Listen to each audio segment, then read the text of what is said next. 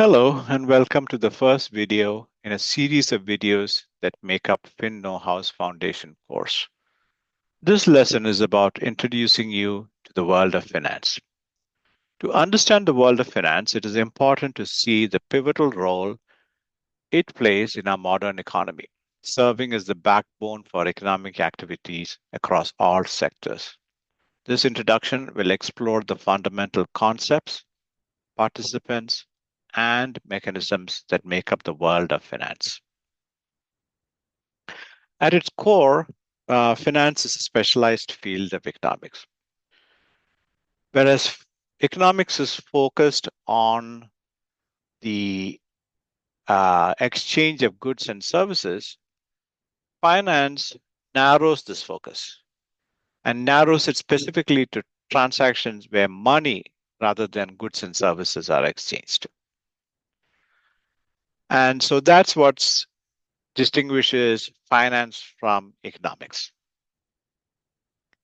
Now, the financial system, the system that supports the exchange of money, makes it possible for capital to flow across the various participants in the financial system effectively. Now, who are these participants? There are three types of participants in the financial system. One is the providers of capital. As you can see on your screen, it's at the left end of the screen. These include households like yours and mine, who have accumulated savings and say in an IRA, individual retirement account, and are looking to put that capital to work. Then there are corporations who have retained some of their profits from operations, the earnings, and they've retained them for future investments. Third are governments who are looking to supply funds to the financial system, both to make investments and to have the economy operating at its optimum level. At the other end, we have the seekers or the users of capital. These include consumers. Consumers, for instance, those who are looking to fund a mortgage to buy a house, or a consumer looking to finance a car, consumer looking to finance an education, a college education, so on. Then you have businesses seeking capital for growth. This may be to put up a new manufacturing facility, to add a new product, to expand the market to a different jurisdiction, and so on. And third, you have governments looking for financing to support infrastructure or social programs. Now, connecting these two groups, meaning the providers of capital and the seekers of capital, is the financial system. The financial system is a network of intermediaries and markets that facilitate the transfer of funds from the providers to the users of capital. To see how this works, it's helpful to take a look at the graphic that you see on the screen. On the left-hand side, you have the capital providers. Like we discussed, they may be individuals, businesses, or governments. And on the right-hand side, you have the capital seekers. And connecting the two within the financial system are two types of entities: financial intermediaries and financial markets. So as you can see on the top, cash flows from the capital providers to financial intermediaries or markets, who in turn pass it on to capital seekers. So what do we mean by financial intermediaries and markets? At a high level, when you think about it, the kinds of financial institutions that you are familiar with, banks, insurance companies, mutual funds, and pensions funds, fall into this category of entities called financial intermediaries. They're called financial intermediaries because what they do is to deploy their resources and networks to intermediate the flow of funds between capital providers and capital seekers. Classic example would be you would you, a saver, might put your money into a bank account, and the bank in turn makes loans available to businesses. Or you, an investor, might put money into a mutual fund, and the mutual fund in turn pulls the money from various investors and puts it into the capital markets. Right? So that's what a financial intermediary is. Now, for larger transactions, where the seekers of capital are large and established firms, the transaction may not even need an intermediary. In fact, they may prefer to not use an intermediary, thereby avoiding the cost of the intermediation services that these entities provide. If that is the case, meaning that the capital seeker does not rely on an intermediary, the flow of funds is direct from the provider directly to the seeker. Now, even though the flow is direct from the capital provider to the capital seeker, the, the to facilitate such transactions, the financial system has a type of entity called financial market. So when you think about financial markets, think about stock markets such as NYSE or NASDAQ. That's an example of a market that allows companies to raise capital from you, the investor, directly, but the uh, the, the the stock market serves as a light touch intermediary. So they're still facilitating, but are not as involved as an intermediary would be. Just as there are markets for stocks, there are markets for bonds. There is the US Treasury market or the corporate bond market or a market for mortgages and so on. Right? So the financial system has financial intermediaries and markets, and the capital seekers, depending on the circumstance, may choose to use a financial intermediary or tap the financial markets to facilitate the flow of funds that they need. Now, when you think about capital seekers themselves, what they do with the cash that they get is to deploy it into economic activity. For instance, they might put up a factory, they might buy software, they might acquire intangible assets such as patents. And the hope there is that these activities will allow them to generate profits that they can use to repay the investors both the original capital as well as provide them a compensation for the access to their funds for the time period of the investment. So again, three parties: capital providers, capital seekers, and the financial system, specifically the intermediaries and markets that connect the two parties.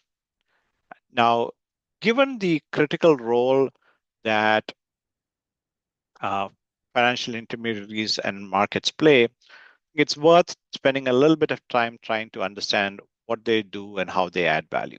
We'll start with financial intermediaries. Broadly speaking, financial intermediaries pool funds from various capital providers and put that money to work more efficiently than the individual providers themselves can. For example, as an individual, I may not have the capital to meet the borrowing needs of a business. However, a bank can pool capital from many individuals like me to be in a position to meet the needs of that business. In other words, the financial intermediary is able to pool funds from many investors and allocate capital in a way that individual investors cannot. So again, a key role that financial intermediaries play is in pooling capital and allocating that capital efficiently within the economy. The second role that financial intermediaries play is in risk management. So think of the same loan that I was considering, and let's assume that I do have the capital to make the loan, but the risk of default of that loan is too high for me to bear individually. because I'm one individual with the capital to make one loan. If that loan defaults, it impacts me considerably. But rather than me make the loan, if I provided the capital to the bank in the form of a deposit and the bank makes the loan, they would make multiple loans. So it's not just one loan that they make. So essentially, what the bank does is by collecting money from me and from various other folks, they're diversifying their investment across many business. So if the same business I was referring to fails, it's just one failure among within a large portfolio of investment that the bank makes. So the impact of that failure is small to the bank, and the bank is able to withstand that loss in a way that I could not have. And so banks, because of what they do, makes risk management possible in a way that I would not be able to do. Finally, because of how they operate, financial intermediaries are also able to provide liquidity and transform the maturity of assets. What does that mean? Now, consider a situation where I have the money that a business requires, but I am not able to keep my capital locked up for a period of time to meet that business's needs. My need for liquidity, therefore, will prevent the transaction from moving forward.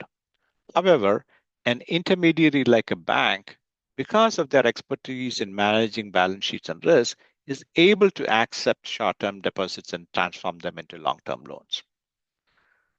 And as a result, they're simultaneously able to offer me access to my funds when I need it. In other words, able to offer me liquidity, even as they support the long term investments, such as loans to banks. Put differently, they are able to provide liquidity and transform the maturity of financial assets, turning short term deposits to long term loans in a way that I, as an individual, could not. Now, to be sure, financial intermediaries charge their customers for these intermediation services, directly or indirectly.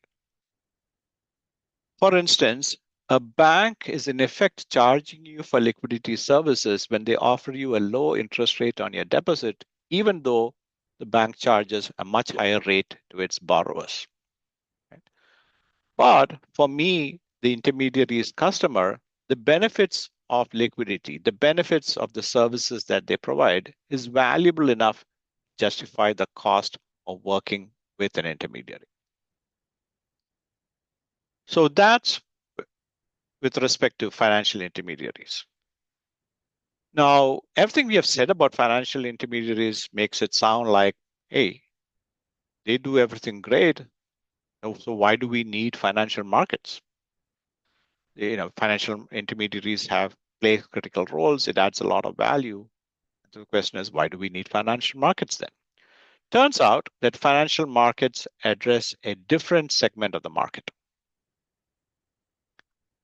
While it is true that smaller and lesser known businesses might need the intermediation services of a financial institution such as a bank, larger, well known, or established companies may not. What the financial markets allows these companies to do is to cut out the middlemen. And direct markets make it possible for the buyers and sellers of financial assets to meet directly and thereby avoid the cost of intermediation.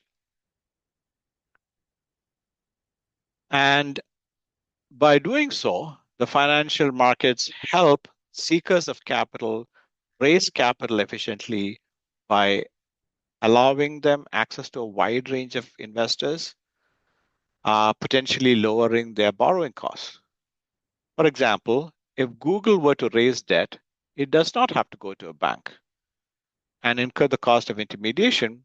It can simply raise capital directly by going to the corporate bond market. Now, it is true that this is possible only because Google is a well-known and well-regarded firm in the market.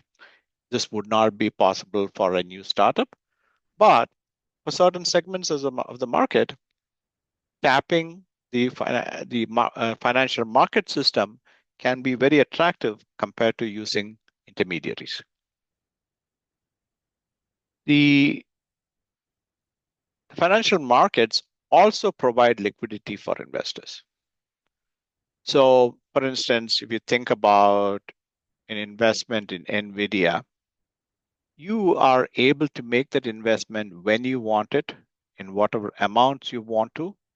And if you make the investment today and it turns out you are suddenly in a financial jam tomorrow and you need to liquidate those assets, you can do that almost instantaneously. So you have the ability to make the investment, but also to do it in a way that's flexible. This is an important contribution that the financial markets make. Because if NVIDIA was not sold on the financial markets, then you would not possibly able to make that investment in NVIDIA.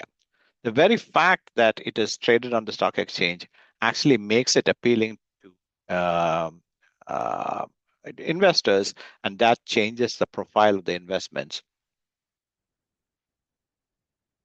Now, third and most importantly, um, the financial markets have a critical role to play in what's called price discovery. What do we mean by that? When buyers and sellers transact in markets, they consider a variety of factors, such as supply and demand for the assets, the risk of the assets, and the return that can be expected from them. The transactions that occur, therefore, reflect the participants' best assessment of these factors and help determine the price of the asset, a price that captures all of the considerations important to investors in one number. In other words, the markets provide a venue to transact, and through these transactions, allow for the price of assets to be discovered in a way that would not be possible if the asset was private and was not tradable on an exchange. So, the fact that markets can facilitate price discovery makes it appealing for investors and for companies who are looking to raise capital because if we can establish a value for the company, that makes it easier for them to raise capital. Finally,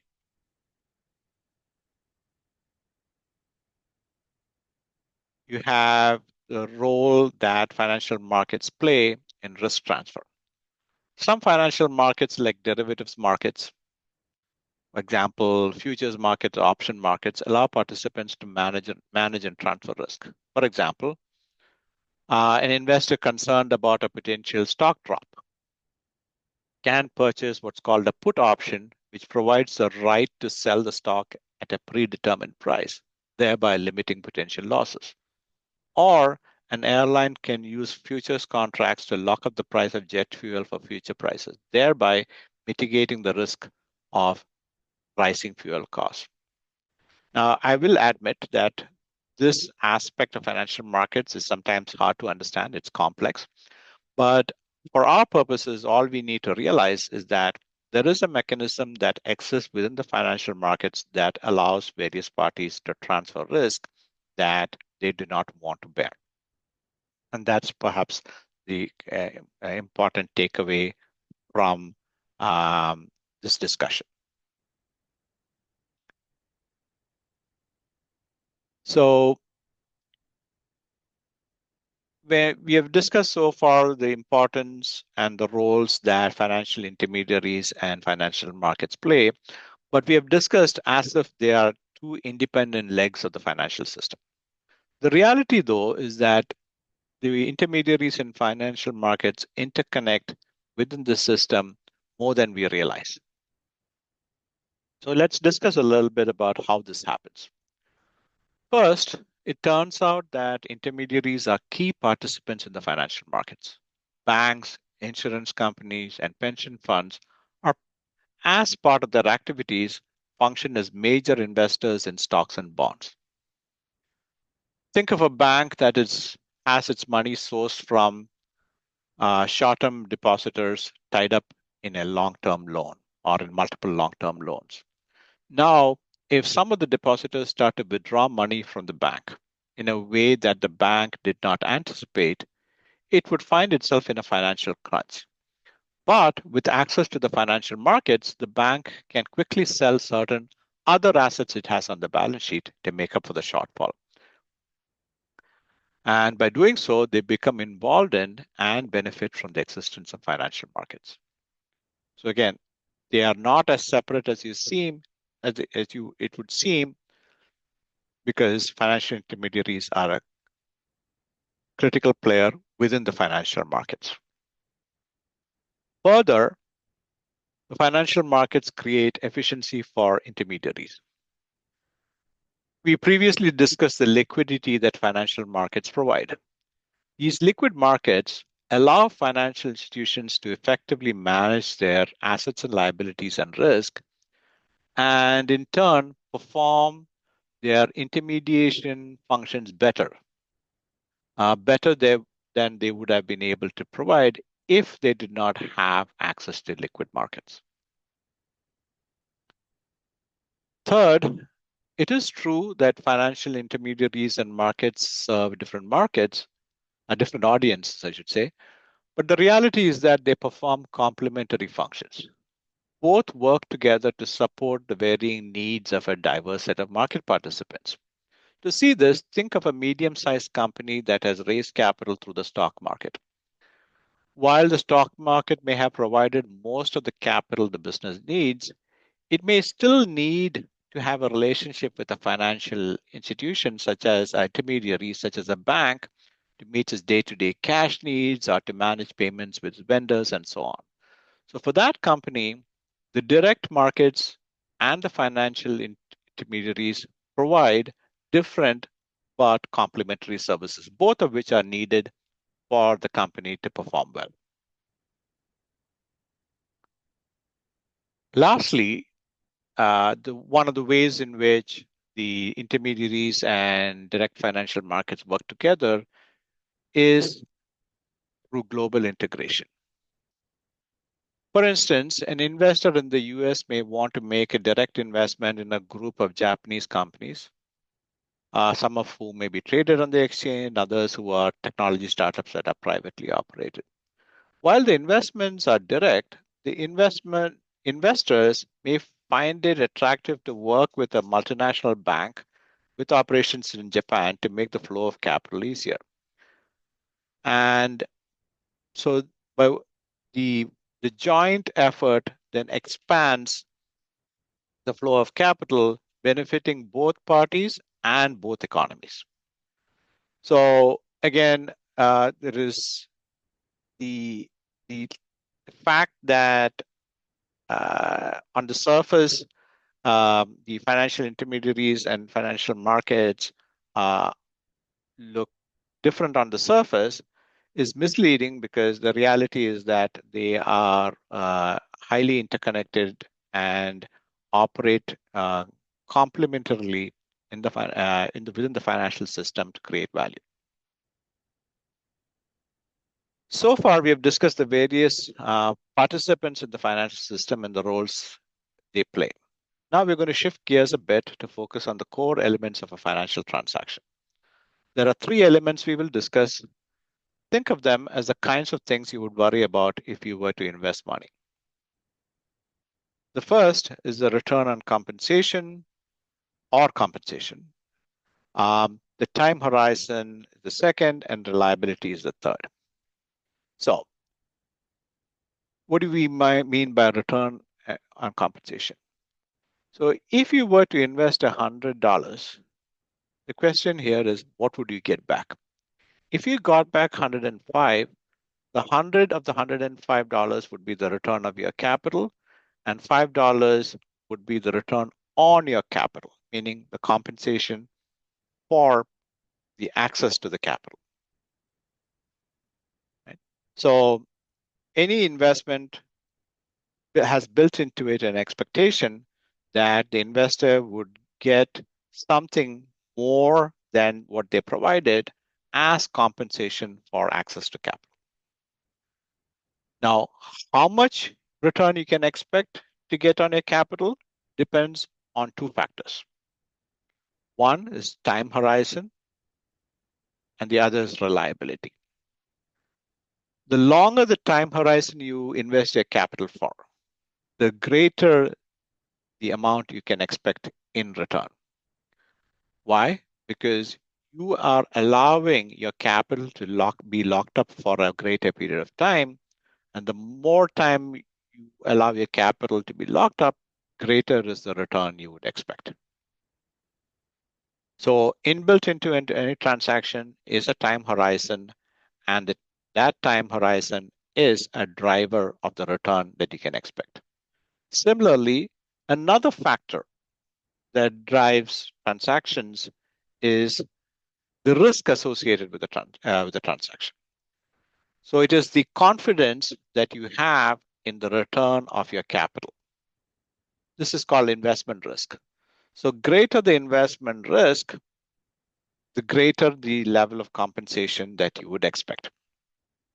So again, the three elements of a transaction are the return or the compensation you expect for leasing your capital, if you will, to the business.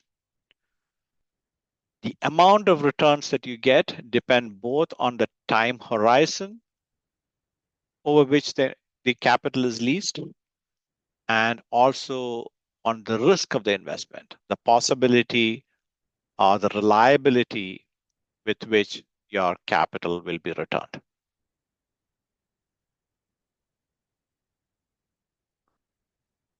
I'm going to take a slightly deeper look into risk and return because it's a very important principle in finance. Um, First, realize that the risk or the uncertainty of your investment can be thought of as being on a spectrum. At one end of the spectrum is virtual certainty, where you're guaranteed not only the return of the capital, but the expected return on your capital,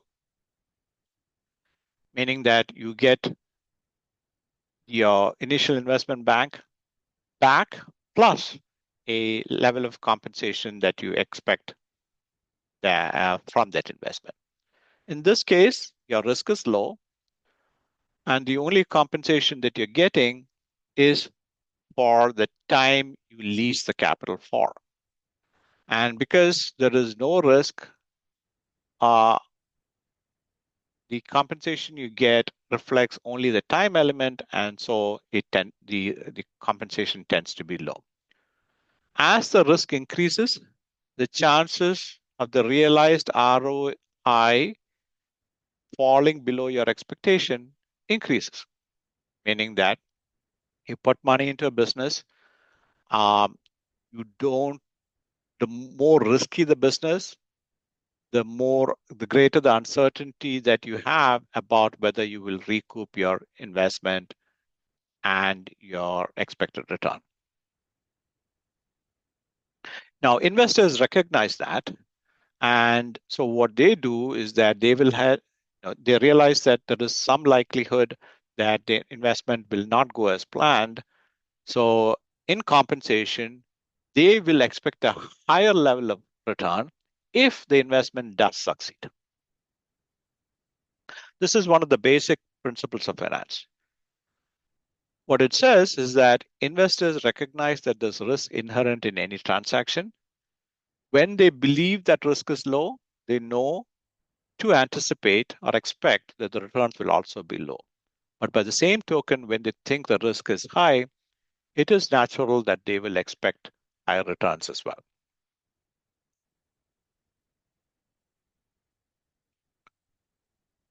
So that brings us to the end of this lesson. We have introduced several topics in the last few slides. So let's uh, recap them quickly before we wrap up. The first lesson we learned is that finance plays an important role in facilitating the flow of funds from capital providers to capital seekers.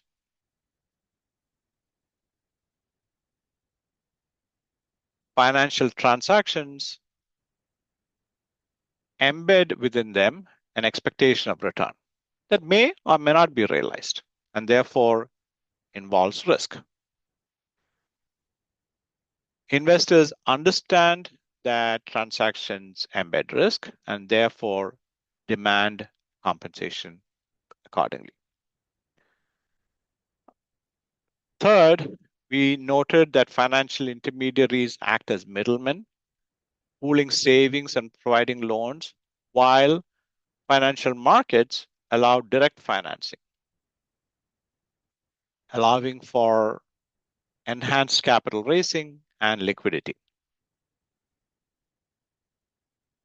And finally, we also noted that while we think of intermediaries and financial markets as different parts of the financial system, they are in fact highly interconnected. They work together to ensure that savings are effectively channeled into productive investments. So with that, we'll wrap up this lesson. We have covered a lot. If you think that some of these topics are not clear to you and you want to discuss it further, please feel free to reach out. We will be more than happy to schedule some time with you uh, to help you sort through the topics that are unclear to you. Again, thank you for your time. Look forward to seeing you at the next lesson.